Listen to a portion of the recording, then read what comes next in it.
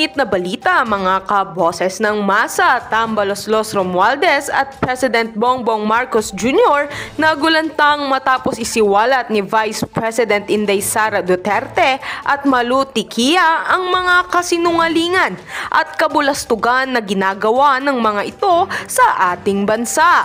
Kaya naman, ang dalawa ay tuluyan ng kinabahan at sinubukang gamitin ang kanilang mga impluwensya at kapangyarihan para lamang mapabagsak si Vice President Sara Duterte. Subalit, hindi nga nagpapatinag ang ating Vice Presidente at talagang hindi niya tinatantanan ang mga politiko ng mga ito at talagang naglikom pa siya talaga ng mga ebidensya para tuluyan na silang mapabagsak sa kanilang matataas na pwesto sa ating gobyerno at para hindi na sila makapangloko pa at makasira ng buhay ng ating kabataan.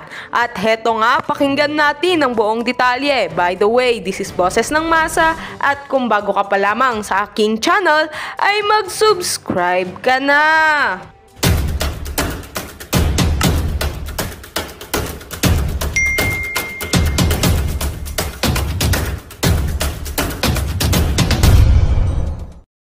Ating unang pag-uusapan ngayong gabi. Ayan po, VP Sara po mga kaibigan, sinagot na po itong si Risa sa kanyang mga paratang guys. Ang sabi po ni VP Sara dito mga kaibigan, VP Sara nag-react sa sinabi ng witness na kumukuha umano sila ng mga bag ng baril kay Kibuloy. O yan po, saan na ba yun? Ayan po ang kanyang sinabi guys kanina sa balita. Basahin po natin mga kaibigan. Kita nyo ba guys? Kita nyo yung ano ni VP Sara? Ayan. Naglabas ng pahayag si Vice President Sara Duterte hingil sa sinasabi ng isang dating membro ng Kingdom of Jesus Christ or KOJC na nakita umano siya at kanyang amang si dating Pangulong Rodrigo Duterte na umalis sa mansyon ni Pastor Apollo Kibuloy. Dala-dala umano ang mga bag na naglalaman ng mga baril. Take note ha, nakita daw si VP Sara doon sa mansyon at dala-dala umano ang mga bag na naglalaman ng mga baril. Alam nyo ba guys kung gaano kabigat ang mga baril? Kasi ang sabi dito mga baril eh. Isang bag, mga bag. Ang sabi pa nga mga bag na naglalaman ng mga baril. 'Di ba? Hindi natin sure kung anong klaseng baril yan. Mahaba ba yan? Mga maliliit ba yan na baril? Ano ba yan? Handgun ba yan? Ammunition ba yan? Assault rifle ba yan? Hindi natin alam. Kasi kung mahaba yan, di kalibre po yan guys, mabigat po yan. Hindi po kakayanin ni VP Sara yun na bit niya yung isang bag. Anong klaseng balita ito? Anong klaseng testigo ito? Oy, pag nagtanim nga kayo ng testigo, ha? Lisa Smugs, ayusin nyo nga. Ha? Lisa Smugs, ha? Ahas ng Malacanang, please naman. Pag nag-utos kayo ng mga testigo, ayusin nyo naman yung pagbibriefing nyo. Paano mabibitbit ng isang VP Sara ang isang bag na bag na mga baka may basuka pa yan. Ha? Paano niya bibitbitin yan? Ano akala nyo kay VP Sara? Maton? Ano akala nyo kay VP Sara? Ang lalaki ng mga braso? Kahit nga siguro ako nagji-gym din ako minsan eh. Hindi ko siguro kakayanin yung mga baril na isang bag na yun. Ang bigat niyan. Pero lang, kung dalawa-dalawa siguro, pwedeng mabuhat yan. Pero kung isang bag, ang sabi dito, isang bag na naglalaman ng mga baril. Ang bigat nun guys. Kaya dyan, mga 2 tao siguro, 3. Pero pag sinabi mo, bit daw ni VP Sara. Ano akala nyo kay VP Sara? Ganon siya kalakas? I mean, malakas po siyang tao na babae. Pero, pag mga ganyan guys, mga baril-baril na yan, mabigat yan. Ilang kilo ba yan? Ilang kilo po? Ang isang ang isang rifle, ilang kilo yan. Di ba? Kahit lang yung mga M4 lang. Sino bang nakahawak ng M4? Mabigat yung M4 ha? Pero syempre mas mabigat yung M16, no? Kasi high school tayo nakahawak natin ng M16, di ba? Yung officer tayo, di ba? May mga M16 noon. Mabigat po yan, guys. Eh kung sinabi dito, isang bag ng mga baril. Bit ni Pipi Sara. Kakahiya. Sa isang pahayag nitong Martes, Pebrero 20, sinabi ni Duterte na nakagawian na umano na sa kasaysayan ng Pilipinas ang pag-aatake. O sabi po ni BP Sara yan. Ganyan talaga sila. Alam na po ni BP Sara yan, guys. Nahulaan na niya yan na talagang sisiraan talaga ang mga Duterte. At pagbato ng sari-saring issue laban sa Vice Presidente. Marahil sapagkat ang Vice Presidente ang tumatayong pangunahing hadlang sa mga pangarap na maging Pangulo. Naku, sino kayo yung nangangarap na maging Pangulo? Ang sabi dito ulitin ko marahil sapagkat ang Vice Presidente ang tumatayong pangunahing hadlang sa mga nangangarap maging Pangulo. Giit ni Duterte, mga kaibigan. Naku, sino kaya yun? Sino kaya natamaan doon? Aray ko! Sino kaya yung nag-ambisyon na maging Pangulo, mga kaibigan? Ha? Di ba si Risa, guys, gusto maging Pangulo? Kaya pala niya sinisiraan si BP.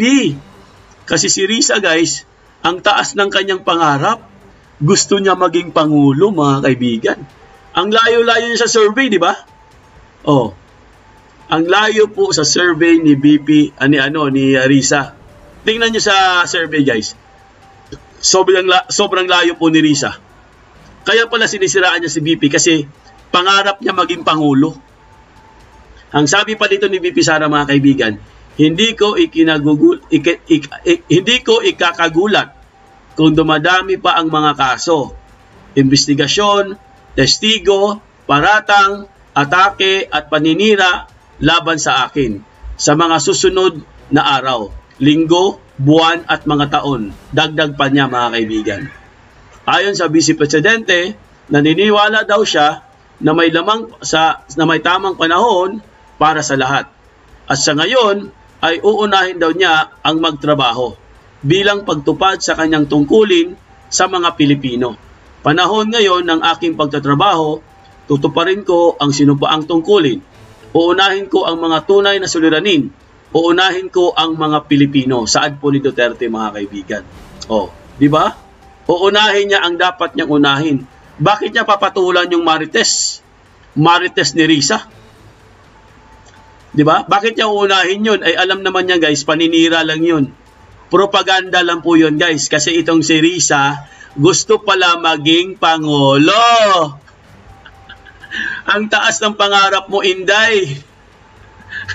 Para ka rin si Inday. Inday Risa. Ang taas ng pangarap mo. Baka lalagapak ka yan. Pag ikaw bumagsak, hindi ka na makakabangon. Matatandaan na isinagawang pagdinig ng Senate Committee on Women, Children, Family Relations and Gender Equality sa umano'y mga pag-aabuso ng Kingdom of Jesus nitong Lunes, Pebrero 18. Sinabi ng witness na si Alias Rene na dati siyang landscaper ng Glory Mountain. Ayan. Si Nicky Buloy. At nakita umano niya ang mag-amang Duterte na kumukuha ng mga bag na naturang lugar ni Pastor. Yun po ang pinakakasinungalingan dun, guys. Grabe ang kasinungalingan dun. Kasi ang sabi ng isang hardinero, tawagin na rin natin siyang Rene. Ang sabi po niya, guys, nakita daw niya ang mag-ama. Ibig sabihin, nakita mo yung mag-ama. Kitang-kita dyan sa kanya mga mata. Na bit-bit daw yung bag-bag na punong ng mga armas. Yun po ang talagang super kasinungalingan. Sa edad po ni Pangulong Duterte, guys, paano siya makakabit-bit ng bag-bag na armas?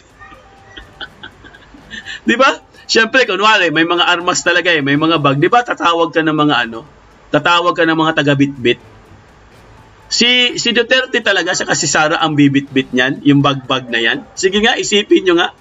Kaya nananawagan po tayo, sa mga testigo na bayad ni Ahas, please lang, bago kayo magsalita sa Senado, ayusin nyo ang inyong assignment. Mag-usap-usap muna kayo bago kayo lumabas sa Senado. Kasi nagmumukha kayong mga sinungaling. Hindi nyo iniisip ng mabuti kung ano yung lalabas sa inyong mga bibig.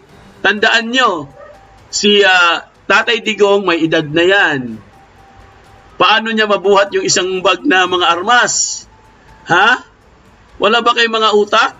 Buti, ako maniniwala pa akong si Pastor siguro ang magbubuhat ng isang bag kasi si Pastor medyo malakas pa eh. Pero pag sinabi mong si Digong guys, magbubuhat ng isang bag ng armas, paano niya bubuhatin yun? Tapos si BP Sara, bit-bit daw yung bag ng punong-puno ng armas. Patawa talaga kayo. Ha? Risa, please lang, no? Alam namin na tumataginting na naman na 50 million malamang or mahigit pa. Mahigit pa, mga kaibigan. Pero nasa 20 lang eh. Nasa 20 million na po ang suhol dito sa mga testigo, mga kaibigan. No? Di umano, ha? Sabi ko, di umano kasi may narinig tayo eh. Di naman galing sa akin yon. Ha? Mahigit 20 million na naman ang suhol, mga kaibigan. Galing po yan kay Lisa Smugs. Kay Ahas, mga kaibigan. Pero, tingnan nyo yung script nila, guys. Mali-mali. Sayang naman yung 20 million. Sino ba gumawa ng script, ha? Sino ba director nyo? Ha? Palpak yung director nyo. Di ba? Mag-iimbento lang kayo ng kasinungalingan. Total bayad naman kayo. Ayusin nyo, gandahan nyo.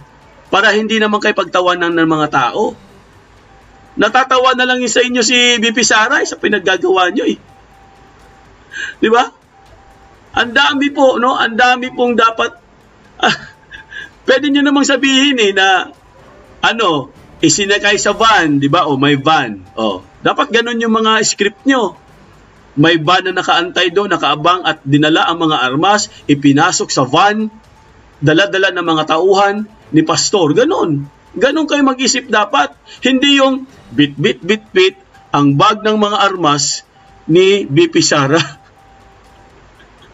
Bit-bit daw, mga kaibigan. Oo, 20 million, mahigit pa. Mahigit pa sa 20 million, mga kaibigan. Oh, tapos palpak yung testigo nyo. Sayang naman. Ay, nako kayo. Yan po, mga kaibigan, no? Ito sa kaysaysayan ng Pilipinas, naging kagawian na ng pag-atake. O, nabasa ko na yan, ha? Ito po ang updates natin, guys. Pakinggan po natin, mga kaibigan. Ang sobrang nakakahiya na po talaga sila, mga kaibigan, no? Hindi na po natin matiis ang kanilang mga kasinungalingan. Pag-atake at paninira lamang, ganito ay tinuturing ni Vice President at Education Secretary Sara Duterte ang sinabi ng testigo sa Senado na si alias Rene na di umano ay kumukuha siya noon ng mga armas kay Pastor Apollo Kibuloy ng Kingdom of Jesus Christ. Sa kasaysayan ng Pilipinas, naging kagawian na ang pag-atake at pagbato ng sari-saring issue laban sa Vice Presidente. Marahil sapagkat ang Vice Presidente ang tumatayong pangunahing hadlang sa mga nangangarap maging Pangulo. Hindi na rin anya ikagugulat pa ng Vice Presidente kung sa mga susunod na panahon ay mas dumami pa ang mga kaso, investigasyon, testigo at samot-saring issue na ipupukol sa kanya. Naniniwala ako na may tamang panahon para sa lahat. Panahon ngayon ng aking pagtatrabaho. Tutuparin ko ang sinumpaang tungkulin. Uunahin ko ang mga tunay na suliranin. Uunahin ko ang Pilipino. Ayun po, mga kaibigan, si BP Sara po. Ayan, ha. Uunahin niya muna yung trabaho bago yung mga marites. Okay, guys, magbibigay lang ako ng konting update. Konting kaalaman, mga kaibigan. Ang isang M4 carbine po, guys, ay ang weight po niya or ang bigat po niya, mga kaibigan, nasa 2.92 kilogram. Yung isang M4, sino ba nakakita ng M4 dito? Malamang nakakita na kayo ng M4, di ba? Ang M4 po, yun po yung mas maliit pa po yun sa M16. M16 yun na pinamaliit. Kinompak po nila, guys. So, ang kilogram niya is 2.92 kilogram. Pagdating naman, mga kaibigan, sa 45 caliber, kilogram. Sige, natin kilogram. Ito kilogram, mga kaibigan. how heavy is 45 kilogram? Ang kilogram po mga kaibigan ng 45 ay nasa mga 15. Nasa mga 15 po, no? Or ilan ba to? Mga 1 kilo o 2 kilo siguro to mga kaibigan. Ang 45. So, mabigat talaga guys. Mabigat talaga ang mga baril kung sasabihin mo may mga armas. Hindi lang naman yan mga 45 eh. Alam ko mahahaba po yung mga baril na to kasi nakita ko yun sa picture eh. Hawak po ni Digong guys, mahahaba. May nakita akong mahaba na baril na ginaganon-ganon niya eh. Yung parang collection lang po ni Digong mga kaibigan. Ipagpalagay na lang natin guys na yung nakalagay sa mga bag. Ang bigat nun. Hindi po mabubuhat ng isang tao yun guys. Kung maramihan ha. Kasi ang sabi po ng testigo, nasa isang bag daw. Ibig sabihin, pag sinabi mo na sa isang bag, maraming lamang mga armas. Anong akala nyo kay BP Sara? Laki ng braso? Yung witness pa nila guys, nahalata nyo? Sino ba nakapanood ng hearing? May nahalata kay sa witness? Nagbabasa po siya guys. Meron siyang binabasa. Nakita nyo? Sino ba nakapanood ng hearing? Meron siyang binabasa mga kaibigan. Itong testigo. Bawat salita niya guys, gumaganon yung ulo niya. Yumuyuko siya mga kaibigan. Meron po siyang binabasa. Malamang sa malamang, part yun ng script nila guys.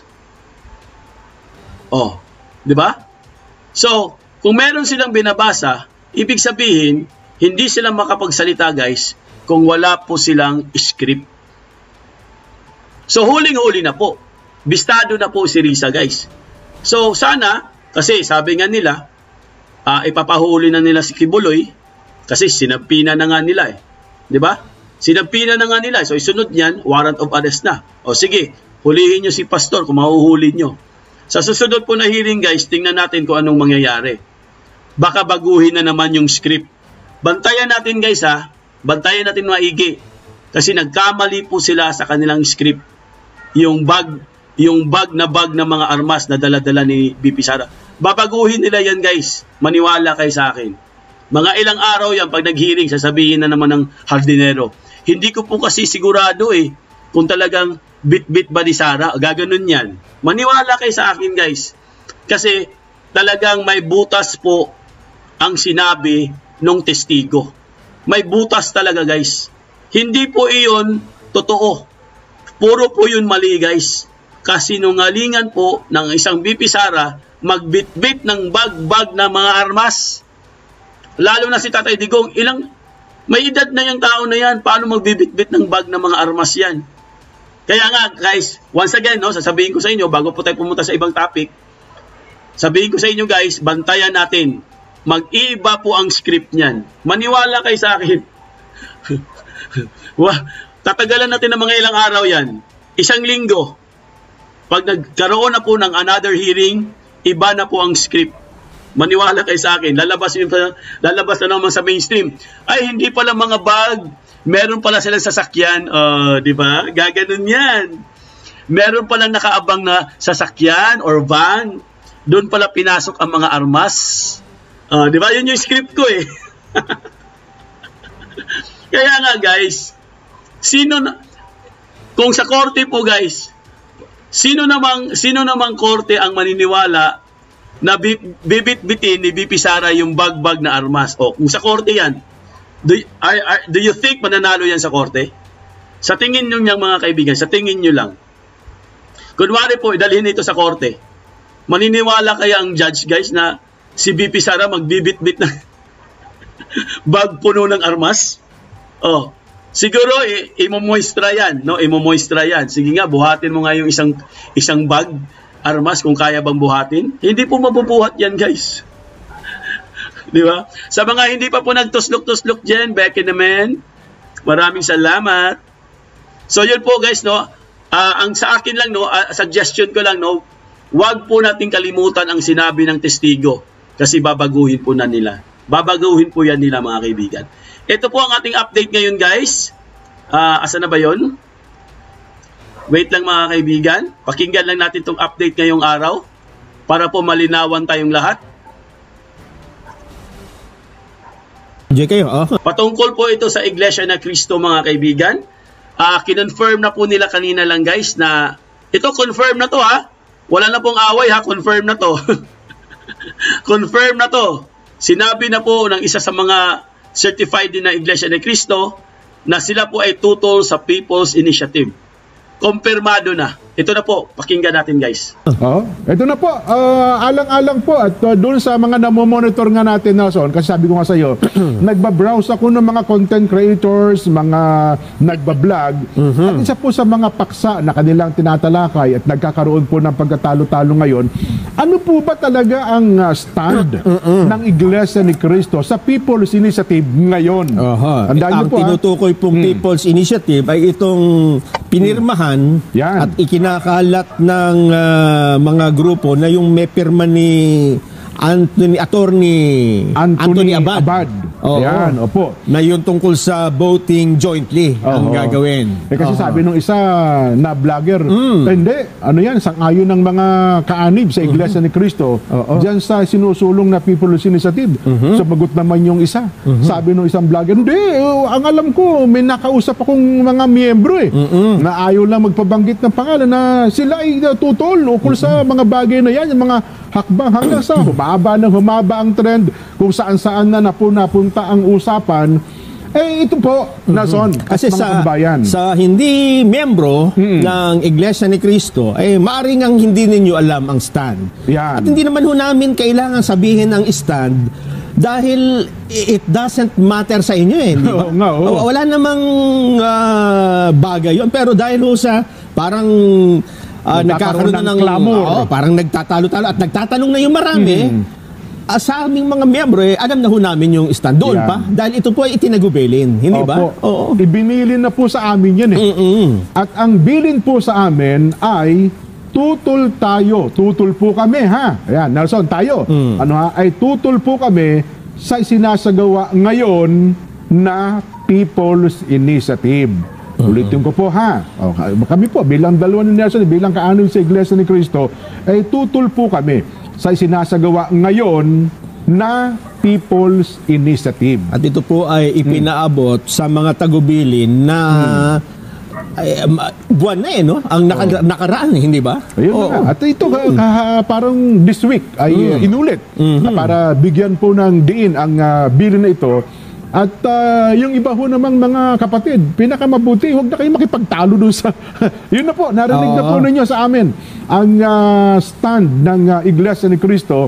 At sana po naman doon sa mga vlogger, yaman din lamang nanonood at nakikinig po kayo ngayon, yun po ang stand ng mga kaanib sa Iglesia ni Cristo. Yun po ang bilin na tinanggap namin hanggang sa ibaba, Nason. Kasi meron tayong messaging na hindi nagagaya ng iba. Sa iba't ibang kaparaanan kasi tumatanggap tayo ng mga tagubilin, di ba? May mga pagkakataon sa pagtitipon at mayroong pagkakataon sa mismong mga pagpupulong sa mga sambahayan, hindi ba? Maaring yung ibang kaanib ay hindi nakadalo sa pagkakataong ibinigay yung bilin, kaya baka sila malito. Ito ho ay binabanggit na ho namin para maging malinaw at lalong-lalo na doon sa mga hindi naman miyembro at nagtatanong. Ayan po. So yun po, inuulit ko po. Ano po ba ang stand namin bilang mga kaanib sa Iglesia ni Cristo? At sa bilin na tinanggap namin ay tutol po kami sa sinasagawa ngayon na People's Initiative. Okay na po? Sana ay malinaw yan sa lahat ng ating mga kababayan. Maraming salamat. Ayan. Yes. Ang tutol po, Chrissy Brooks. Sino ba yung nagtanong? Si Chrissy Brooks? Sir Foodie, what is tutol? Ang tutol po, ayaw siya, or paano ba sa English ang tutol? Boycott or cancel. Parang ganun. Cancel, no? Cancel culture. Ayaw niya, no? Disagree yun. Disagree po siya, Chrissy Brooks, sa People's Initiative. So, mga kaibigan, not in favor, no? Tama. Jovincia Fondorovic, hello? Ayan. May nagtanong din kanina kung ang simbahan Katoliko, ano daw panindigan. Ganon din ang CBCP. Ayaw din nila sa People's Initiative. Ang sabi po ng CBCP, ang statement po nila, ang People's Initiative ay isang deception. Deception po, ibig sabihin, panlilin lang po sa mga tao. Ayan ha, klaro na po yan ha. Ito na rin, nag-explain na rin ang INC, no? Kasi membro po sila ng INC, guys eh. Itong Net25, no? Pati yung mga host nila. Certified po mga INC to. Si Susan Aviles po, INC din yan mga kaibigan. Kaya siya po yung unang nagsabi sa atin na tutol po sila sa People's. Yes, oppose, yun ang pinakamaganda, oppose. Yun. Nag-oppose sila, no? Ayaw nila. So, ayan ha, klaro na ha. Okay na tayo dyan. Ang INC po, tutol. Ang CBCP, ayaw din. Tabla. Pareho lang po mga kaibigan. So, pwede na po sila magsanib pwersa, guys. No, magsanib pwersa. So, hawak na po natin ang Catholics. Hawak na rin natin ang INC patungkol po sa People's Initiative. Both po, tutol. So, marami na po, guys. Marami na po ang tutol sa People's Initiative. Panahon na. Ito na siguro sinasabi natin mga kaibigan. Pag nagsanib pwersa po yan, guys, ang dami na po. Pag lumabas yan, sabay-sabay. Pag lumabas ang INC, lumabas din ang mga Catholics. Ang dami niyan. Wala na. Taob na po ang Malacanang yan, mga kaibigan. The end is near. Kaya kuting, maghanda-handa na kayo dyan. The end is near. And now, the end is near. And so I face. Kinantahan, Kinantahan ng My Way. Yan. Tama, di ba? Tama naman sinasabi ko. Pag yan, nagsanib pwersa yan, mga kaibigan, tapos ang laban. Di ba?